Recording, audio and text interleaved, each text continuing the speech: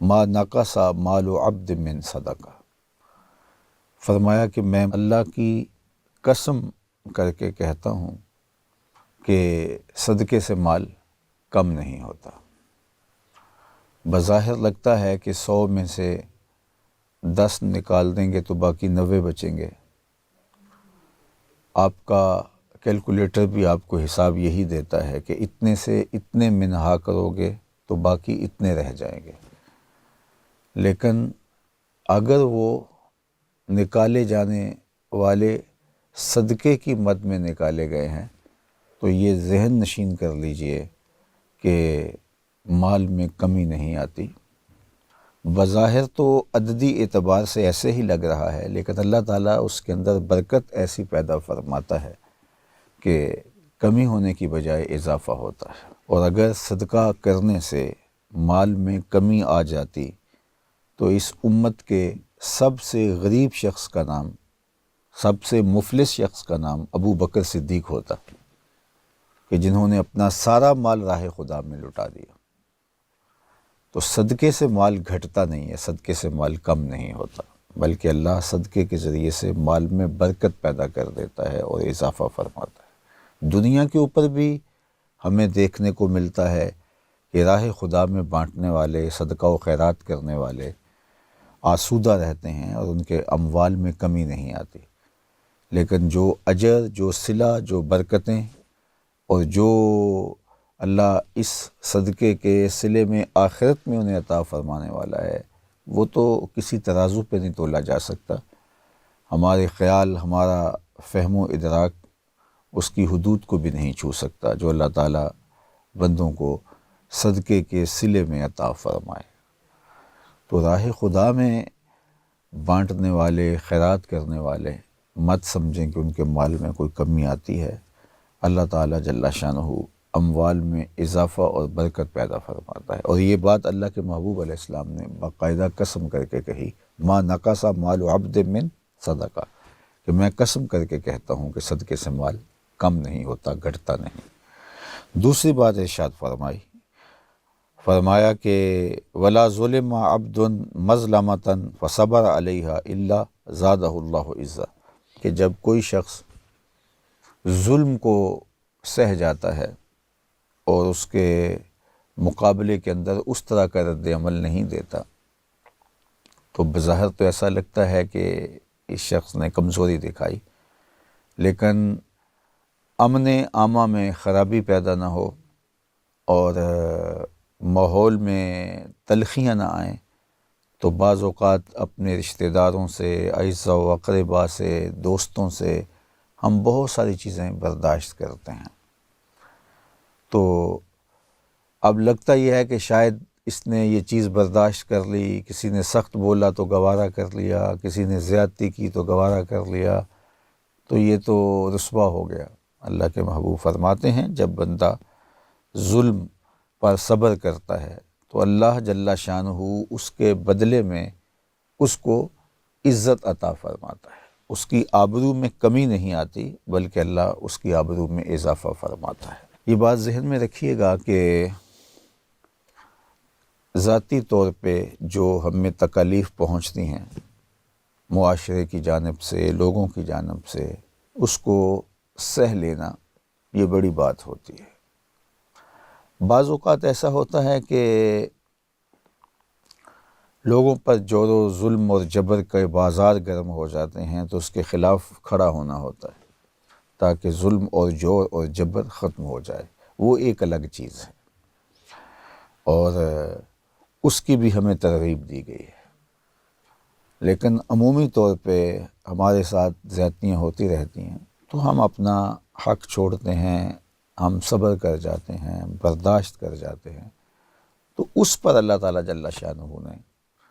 اجر، صلہ اور جزا رکھی ہے اور عزتوں میں اضافے کی نوید سنائی ہے۔ تیسری چیز ارشاد فرمائی ولا فتح عبد باب مسألۃ الا فتح اللہ علیہ باب فقر او کلمۃ نحوہا۔ اللہ کے محبوب علیہ السلام نے ارشاد فرمایا کہ تیسری بات یہ ہے کہ جب کوئی شخص سوال کا دروازہ کھولتا ہے، مانگنے لگ جاتا ہے اپنی ضرورت کے لیے، کسی اور کے لیے ترغیب دلانا، معاشرے کے کمزوروں کے لیے لوگوں کو جھولی پھیلا کے بھی کہنا کہ میں حاضر ہوا ہوں اور ان کی ضرورت کو پورا کرنا ہے، اراملہ ہیں، مساکین ہیں، یتامہ ہیں، مفلوق الحال ہیں، مدارس دینیہ ہیں، مساجد کے لیے اس نے فنڈ ریزنگ کی، وہ اپنی ذات کے لیے نہیں۔ یہ جو اپنی ذات کے لیے مانگنا شروع کر دیتا ہے، اللہ جل شانہ اس کے لیے محتاجی کا دروازہ کھول دیتا ہے۔ اور ہم نے دیکھا ہے، آپ نے بھی ملاحظہ کیا ہوگا کہ جو لوگ مانگنا شروع کر دیتے ہیں پھر ساری زندگی مانگتے ہی رہتے ہیں، حتیٰ کہ میں نے دیکھا ہے جو قرض مانگنے کے عادی ہو جاتے ہیں تو وہ بھی پھر مانگتے ہی رہتے ہیں، ان کی ضرورتیں پوری نہیں ہوتی۔ تو مصائب، تکلیفیں، آلام، مشکلیں، بھوک، افلاس، یہ چیزیں انسان کی زندگی کے ساتھ جڑی ہیں، تو کبھی ان کا سامنا کرنا پڑے تو صبر اور استقامت کے ساتھ، حوصلے کے ساتھ ان کا سامنا کرنا چاہیے، واہ ویلا نہیں کرنا چاہیے اور ہاتھ نہیں پھیلانا چاہیے۔ اور جو اللہ کی طرف سے آنے والی اس آزمائش پہ راضی ہیں کہ مالک کوئی بات نہیں، خوشحالیاں بھی تو نے عطا کی تھیں، آج حالات تھوڑے تلخ ہیں تو کوئی بات نہیں، ہم صبر کر کے اس وقت کو بھی گزار لیں گے، اور ہم تیرا شکر ادا کرتے ہیں، تو نے ہمیں خوشحالیاں بھی عطا کی، اور آج اگر مشکل ہے تو ہم صبر کر کے تیرے ہی شکر گزار ہیں۔ تو یہ تین چیزیں حضور نے قسم کر کے کہیں۔ سب سے پہلی چیز، ما نقص مال عبد من صدقہ، کہ صدقے سے مال کم نہیں ہوتا۔ دوسری بات یہ ارشاد فرمائی کہ جب کوئی شخص زیادتی سہ جاتا ہے اور اس پر رد عمل نہیں دیتا، معاشرے کے امن کے قیام کے لیے اور فساد اور شر سے ماحول کو بچانے کے لیے وہ برداشت کر لیتا ہے اور صبر کر لیتا ہے، تو فرمایا کہ اللہ جل شانہ اس کے لیے عزتوں کے در کشادہ کر دیتا ہے، اس کی آبرو میں کمی نہیں ہوتی، آبرو میں اضافہ ہوتا ہے۔ تیسری بات ارشاد فرمائی کہ جو شخص سوال کا دروازہ کھول دیتا ہے، اللہ تعالیٰ جل شانہ اس کے لیے پھر محتاجی کا در کشادہ کر دیتا ہے، پھر وہ ساری زندگی محتاج ہی رہتا ہے، اس کی ضرورتیں ہی پوری نہیں ہوتی۔ یہ تین چیزیں تو قسم کر کے کہیں، اور پھر فرمایا کہ میں تمہیں اس کے علاوہ بھی کچھ بتانے والا ہوں، ان کو اچھی طرح سے یاد کر لو، اپنے حافظے میں محفوظ کر لو۔ وَأُحَدِّثُكُمْ حَدِيثًا فَاحْفَظُوهُ قَالَ إِنَّمَا الدُّنْيَا لِأَرْبَعَةِ نَفَرٍ، دنیا چار طرح کے لوگوں کے لیے ہے، یعنی میں اور آپ اگر دیکھیں تو ہم ان چار میں سے کسی ایک دائرے میں ضرور آئیں گے۔ سب سے پہلا شخص، عبد رزقہ اللہ مالا وعلما فہو یتقی فیہ ربہ، پہلا وہ شخص جس کو اللہ تعالیٰ جل شانہ نے مال بھی دیا اور اللہ تعالیٰ نے علم بھی عطا فرمایا، مال بھی عطا کیا اور علم کا نور بھی نصیب فرمایا، اور ان دونوں کے لیے جو لفظ استعمال ہوا وہ رزقہ اللہ مالا وعلما، صرف مال ہی رزق نہیں ہے جس طرح عمومی طور پہ سمجھا جاتا ہے، علم بھی رزق ہے، بلکہ ایک روایت میں آتا ہے کہ بہترین رزق جو عبد کو، بندے کو دیا گیا وہ صبر ہے، چونکہ یہ رزق اگر عطا کر دیا گیا تو کتنے مسائل ہی ختم ہو جاتے ہیں۔ زندگی تو مشکلات سے، مصائب سے، آلام سے، تکلیفوں سے، تلخیوں سے عبارت ہے، زندگی تو نام ہی اسی کا ہے۔ تو اگر کوئی شخص صبر کا جوہر نہیں رکھتا، برداشت کا مادہ نہیں رکھتا، تو اس کی تلخیاں کتنی زیادہ ہوں گی، وہ تو ہر وقت چیختا چلاتا رہے گا۔ تو اب صبر اگر کسی کو عطا کر دیا گیا تو اس کو بہت بڑا رزق عطا کر دیا گیا۔ تو رزق صرف مال ہی نہیں ہے، کھانے پینے کی اشیاء ہی نہیں ہے، رزق علم بھی ہے، رزق صبر بھی ہے، اچھے اخلاق بھی رزق ہیں، صالح اعمال بھی رزق ہیں جو بندے کو اللہ تعالیٰ نے عطا فرمائے۔ تو فرمایا کہ پہلا وہ شخص جس کو اللہ تعالیٰ نے مال بھی عطا کیا اور علم کا جمال بھی عطا فرمایا، دونوں چیزیں اس کا مقسوم ہوئیں، فہو یتقی فیہ ربا و یصل فیہ رحمہ، وہ اللہ سے ڈرتا ہے اس مال کو کمانے میں، مال کو خرچ کرنے میں، اس علم کے حصول میں، اس علم کو پھیلانے میں، وہ اللہ سے ڈرتا ہے اور بہت محتاط زندگی گزارنے کی کوشش کرتا ہے کہ مال کے حوالے سے مجھ سے کوئی کوتاہی نہ ہو جائے۔ اللہ نے مجھے علم دیا ہے تو میں اس علم پر عمل پیرا بھی ہوں، تو وہ ڈرتا ہے اللہ سے اور اس کے حق کو بھی پہچانتا ہے، یعنی مال کا حق ہے اس کی زکوٰۃ دی جائے اور باقی صدقات و خیرات کے ذریعے سے مال کا حق ادا کیا جائے، تو وہ اس کو ادا کرتا ہے۔ اسی طرح علم کا جو حق ہے کہ کسی نے سوال کیا تو اس کا جواب دینا اور ضرورت کے وقت رہنمائی کرنا لوگوں کی، اللہ کی مخلوق کی، اور علم پر عمل پیرا ہونا، تو یہ ساری چیزیں اس کی زندگی میں شامل ہیں۔ علم کی وجہ سے وہ مال کو بھی صحیح جگہ پہ خرچ کرنے کی صلاحیت رکھتا ہے۔ بعض اوقات ہوتا ہے کہ علم نہ ہونے کی وجہ سے ہم خرچ تو کرتے ہیں لیکن اس کا نتیجہ نہیں پاتے۔ مثال کے طور پہ ایک شخص نے مسجد بنا دی، کتنا اچھا کام ہے، لیکن بنائی کہاں کہ گلی کے ایک کونے پہ مسجد موجود تھی تو دوسرے کونے پہ بنا دی، تو کام تو اس نے اچھا کیا مسجد بنانے کا، لیکن وہ پہلی مسجد اجڑ گئی، اس کی رونق ختم ہو گئی، نمازی ادھر آ گئے یا نمازی تقسیم ہو گئے، تو ایک گلی کے اندر دوسری مسجد کی ضرورت نہیں تھی، تو وہ اگر کسی ایسے محلے میں جاتا جہاں مسجد کی ضرورت تھی تو وہاں جا کے مسجد بناتا، تو وہ علم اس کو بتاتا کہ یہاں ضرورت نہیں ہے، وہاں ضرورت ہے۔ وہی کام جو اس نے کیا ہے اس میں اجر و ثواب وہ پاتا، اور بہت سارے ہمارے ایسے معاملات ہیں کہ ہم نیکی سمجھ کے کر رہے ہوتے ہیں لیکن اس سے معاشرے کے اندر شر، فساد، فتنہ اور اختلاف اور کیا کچھ پیدا ہو جاتا ہے۔ تو علم بتاتا ہے، اگر اللہ تعالیٰ کسی کے باطن کو علم کے نور سے مالا مال کر دے تو وہ پھر علم کے ذریعے سے اپنے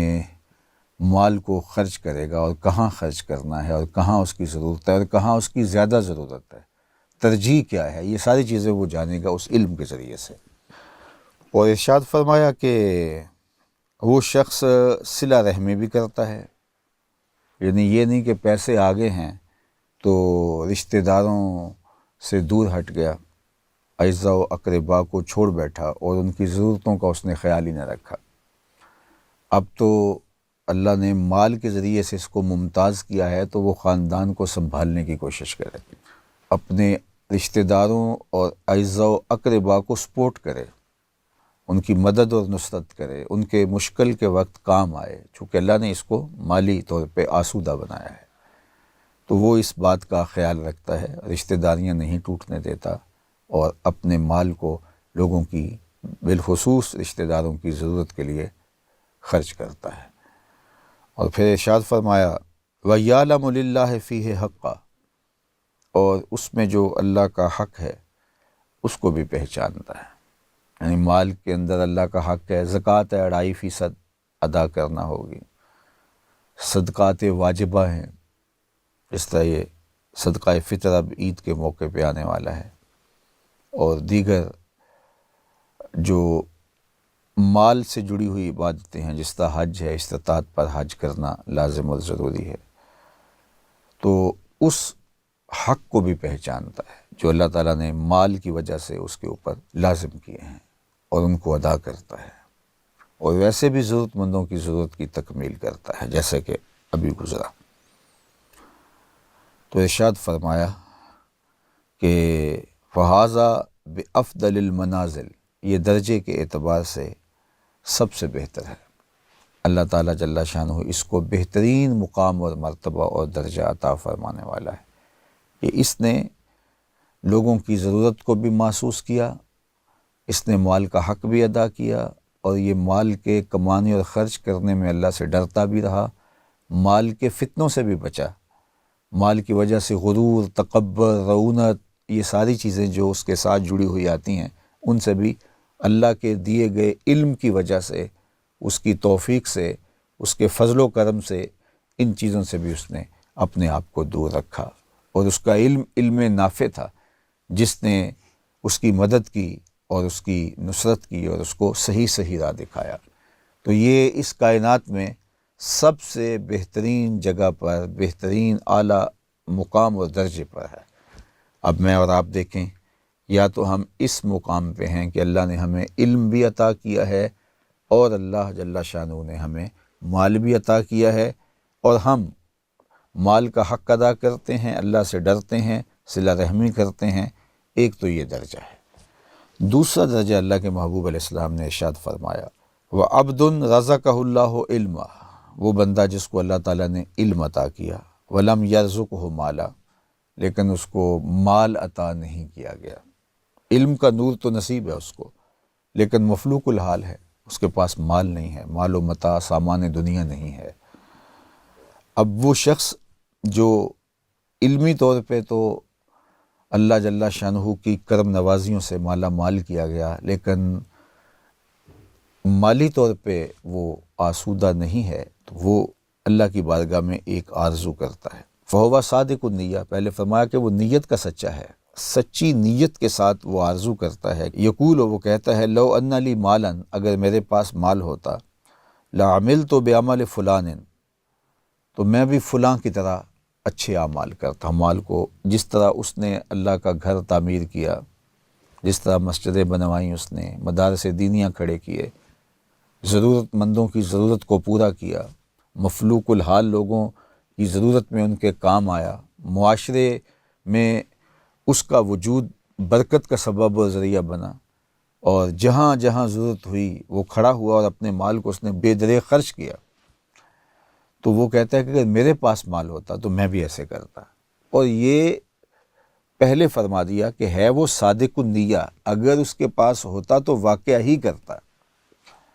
یعنی ایک ہوتا ہے کہ بندے کے پاس مال نہیں ہوتا تو بندہ بہت ساری باتیں کرتا ہے کہ میرے پاس مال ہو تو یوں کروں گا، یوں کروں گا، جب آ جاتا ہے تو پھر اس کو وہ ساری چیزیں بھول جاتے ہیں۔ ہمارے بزرگ ایک مثال بتایا کرتے تھے کہ ایک شخص کھجور توڑنے کے لیے درخت پہ چڑھا، تو آپ کو پتہ ہے کھجور کا درخت اتنا لمبا ہوتا ہے، تو وہ جب بہت اوپر گیا تو وہاں ایک سانپ تھا، تو اس کے تو ہاتھ پاؤں پھول گئے، اور اس نے کہا، مالک اس سانپ کے قہر و غضب سے مجھے بچا لے، میں تیری راہ میں ایک اونٹ ذبح کروں گا، خیرات کروں گا۔ اور نیچے سرکنے لگا، لیکن وہ پھنکار رہا تھا۔ تھوڑا سا نیچے آیا تو کہا، مالک اگر تو مجھے اس سانپ کے قہر و غضب سے بچا لے تو میں تیری راہ کے اندر ایک گائے ذبح کروں گا۔ اور پھر اور نیچے آ گیا، لیکن خطرہ ابھی موجود تھا اور وہ سانپ ابھی پھنکار رہا تھا، تو لیکن تھوڑا سا اس کی پہنچ سے نیچے آ گیا۔ کہا، اے اللہ، اگر تو مجھے اس سانپ کے قہر سے بچا لے تو میں تیری راہ میں بکری ذبح کروں گا۔ اور پھر اور تھوڑا سا نیچے آ کے کہنے لگا، مالک میں تیری راہ میں مرغی ذبح کروں گا، تیری راہ میں خیرات کر دوں گا۔ اور پھر چھلانگ لگاتے ہوئے کہا کہ مالک میرے تو گھر میں ایک انڈا پڑا ہوا ہے، میں جا کے وہی تیری راہ میں پیش کر دوں گا۔ تو اب وہاں اس کی نیت کیا تھی؟ پھر نیچے آیا تو کہاں انڈے تک آ پہنچا۔ تو میں نے بہت لوگوں کو دیکھا جب ان کے پاس مال نہیں ہوتا تو وہ کہتے ہیں اگر ہمارے پاس مال ہوا تو ہم یہ بھی کر دیں گے، یہ بھی کر دیں گے، یہ بھی کر دیں گے۔ جب مال آتا ہے تو یا تو وہ بھول جاتے ہیں، یا پھر وہ کہتے ہیں جی ابھی ہم اس مال کو اور کام میں لگا رہے ہیں، اس سے اور زیادہ پیسے ہوں گے تو پھر انشاءاللہ اس سے بڑا کام کریں گے۔ وہ ساری زندگی اس سے پھر بڑا ٹارگٹ لیتے ہیں، پھر اس سے بڑا ٹارگٹ لیتے ہیں، پھر اس سے بڑا ٹارگٹ لیتے ہیں، اور وہ اس طرح ٹارگٹ ہی لیتے رہتے ہیں اور ان کو توفیق نصیب نہیں ہوتی۔ اور ہم نے ان لوگوں کو بھی دیکھا ہے کہ جن کے پاس بہت تھوڑا مال ہوتا ہے تو اس میں ایک متعین حصہ راہ خدا میں نکال دیتے ہیں، پیش کرتے ہیں، لوگوں کی ضرورتوں کا خیال رکھتے ہیں۔ تو اس لیے مال نہ ہو اور بندہ بہت بڑی آرزوئیں کرے، اور جب ہو تو پھر وہ ان وعدوں سے مکر جائے، پھر جائے، یا ٹال مٹول کرنے لگ جائے، یا اس کا دل نہ کرے اب راہ خدا میں نکالنے کے لیے، تو وہ پھر صادق النیہ نہیں ہوگا۔ صادق النیہ کون ہے؟ کہ جب اس کے پاس آئے گا تو جو اس نے اپنے دل میں ٹھانی تھی، جو طے کیا تھا، اس کو پھر کر گزرے۔ تو یہاں فرمایا کہ وہ شخص جس کے پاس علم ہے لیکن دولت نہیں ہے، لیکن وہ کہتا ہے اللہ اگر میرے پاس دولت ہوتی تو لعمل تو بے عمل فلان، تو میں بھی فلاں کی طرح عمل کرتا اور اس طرح میں بھی تیری راہ میں خیرات کرتا۔ فاجرہما سواء، اللہ کے محبوب نے فرمایا دونوں کا اجر برابر ہے، یعنی اس نے خرچ کر کے راہ خدا میں بانٹ کے، ضرورت مندوں کی ضرورت پوری کر کے، اللہ سے ڈر کے، صلہ رحمی کر کے، اس مال کے مصرف کو پہچان کے راہ خدا میں اس کو تقسیم کیا، اور اس نے کچھ بھی نہیں کیا، اس اچھی نیت کی وجہ سے اس کو اور اس کو اجر برابر عطا کر دیا جائے گا۔ مومن کی نیت پر بھی اس کو اجر عطا کیا جاتا ہے۔ اللہ اکبر، یہ دو شخص ہو گئے۔ تو ہم یا تو پہلے گروہ میں ہیں کہ مال بھی دیا گیا، علم بھی دیا گیا، یا پھر دوسرے گروہ میں ہیں کہ مال نہیں دیا گیا لیکن علم کا جمال عطا کیا گیا۔ اب تیسرا شخص، اللہ کے محبوب علیہ السلام نے ارشاد فرمایا وَعَبْدٌ رَزَقَهُ اللَّهُ مَالًا وَلَمْ يَرْزُقْهُ عِلْمًا، وہ شخص جس کو اللہ تعالیٰ نے مال کا رزق تو عطا کیا لیکن علم کا رزق نہیں دیا۔ اس کے پاس مال کی تو فراوانی ہے، ڈھیر لگے ہوئے، لیکن اس کے پاس علم کا نور نہیں ہے۔ اب علم نہ ہونے کی وجہ سے وہ اس مال میں گڑبڑ کرتا ہے۔ ارشاد فرمایا یخبط فی مالہ بغیر علم، وہ علم نہ ہونے کی وجہ سے اس مال میں اونچ نیچ کر جاتا ہے، اس مال کے اندر کمی بیشی کر جاتا ہے، اس مال کا حق پہچانتا ہی نہیں، جہالت کی وجہ سے۔ اور پھر ارشاد کیا لا یتقی فیہ ربہ، اور وہ اس مال کے کمانے اور خرچ کرنے میں اللہ سے ڈرتا بھی نہیں ہے، بس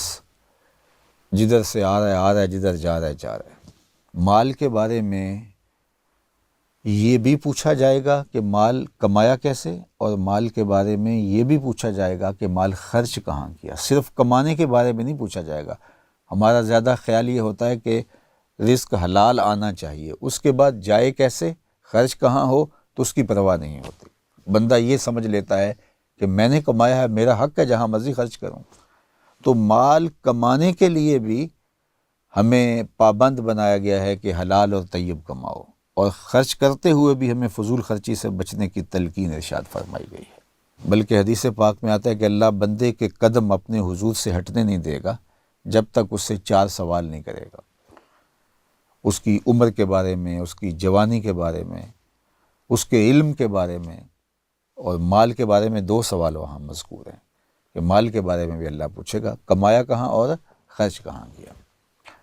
تو وہ اللہ سے ڈرتا بھی نہیں، اور مال کے کمانے اور خرچ کرنے میں بھی وہ افراط و تفرید کا شکار ہوتا ہے۔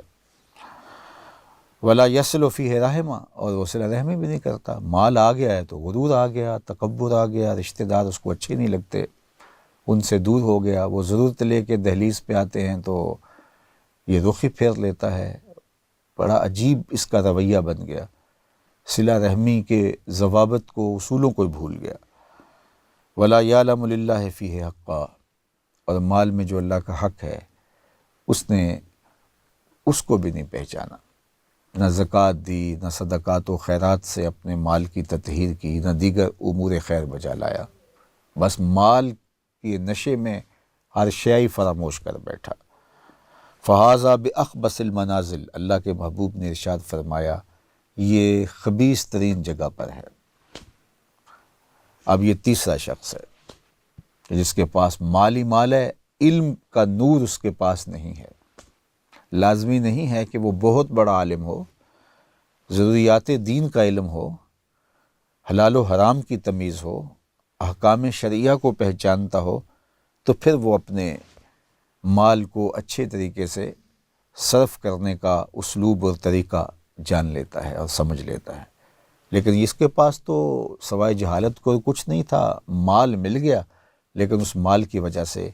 یہ متکبر بھی ہو گیا، مغرور بھی ہو گیا، سرکش بھی ہو گیا، عیاش بھی ہو گیا، باغی بھی ہو گیا، اور رشتہ داروں سے دور بھی ہو گیا، رویے میں بھی تلخی آ گئی، اور عجیب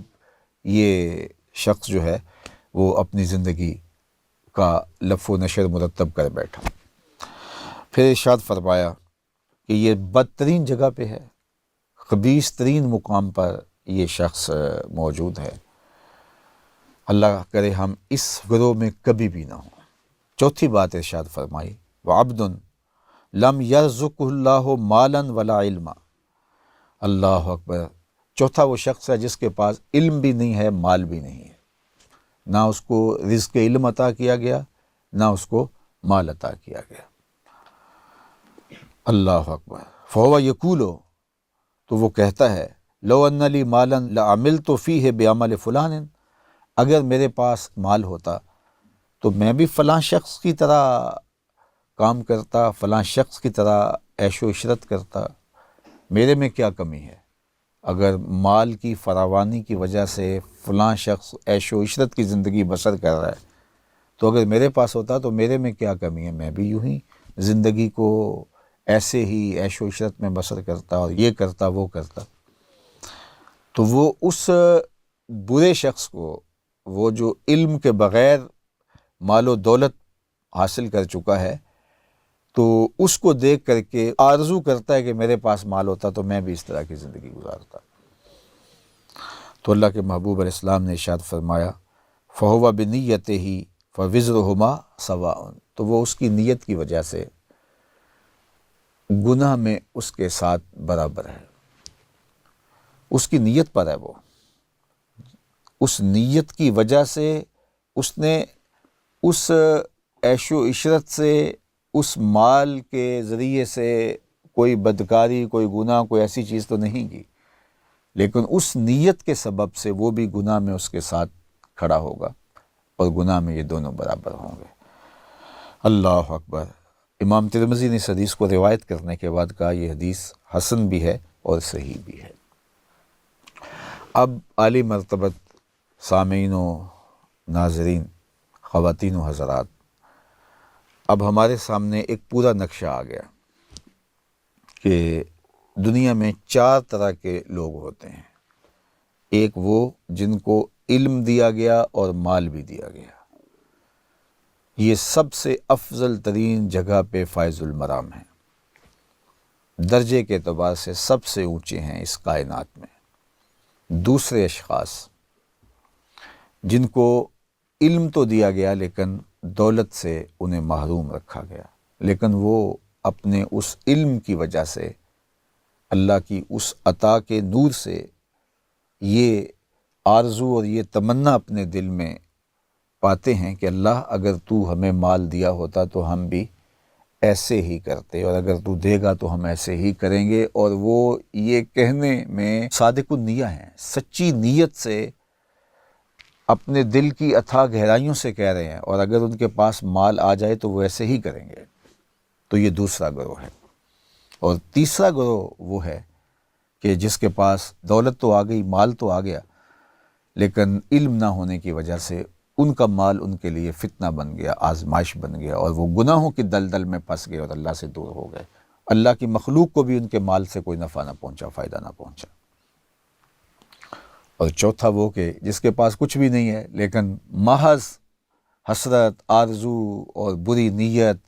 کہ میرے پاس بھی ہوتا تو میں بھی یوں عیش و عشرت کرتا، اور خواہشوں کی دنیا میں وہ اڑتا پھرتا ہے، اور یہ آرزو لگائے بیٹھا کہ مال ہوتا تو میں بھی یہ بدی کی اور بدکاری کی زندگی بسر کرتا، میرے میں کیا کمی تھی، تو وہ بھی اس کے ساتھ ہوگا۔ اب ان 4 چیزوں کے اندر جہاں علم ہے وہاں خیر ہے، مال ہے یا نہیں ہے، علم ہے تو خیر ہے، اور جہاں مال ہے تو وہاں علم نہیں ہے تو خیر نہیں ہے۔ تو پھر جو بنیاد ان 4 چیزوں میں ہمیں نظر آ رہی ہے وہ علم ہے۔ علم کے ساتھ مال ہے تو بابرکت ہے، علم کے بغیر مال ہے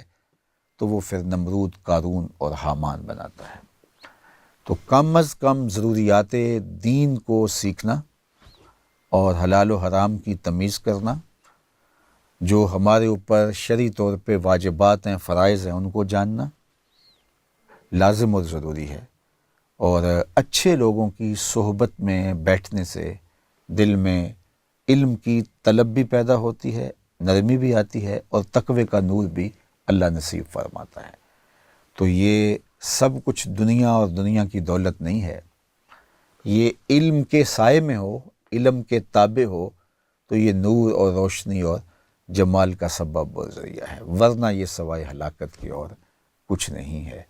تو اس حدیث پاک میں جن اشخاص کا ذکر کیا گیا، اللہ تعالیٰ ہمیں پہلے گروہ میں اگر رکھے تو یہ اس کی کرم نوازی ہے، نہیں تو دوسرے گروہ میں اللہ ہمیں شامل کرے، اور جو تیسرا اور چوتھا گروہ ہے اللہ اس میں کبھی ہمیں بھی اور ہماری نسلوں کو بھی جانے نہ دے۔ ہم اللہ سے دنیا آخرت کی بھلائیاں مانگتے ہیں، خیر و برکت کے طالب ہیں اور اس کی رحمات کے سوالی ہیں۔ اللہ ہم سب کو اپنی خاص پناہیں، امان، حفاظتوں کا حصار اور آبرومند زندگی عطا فرمائے۔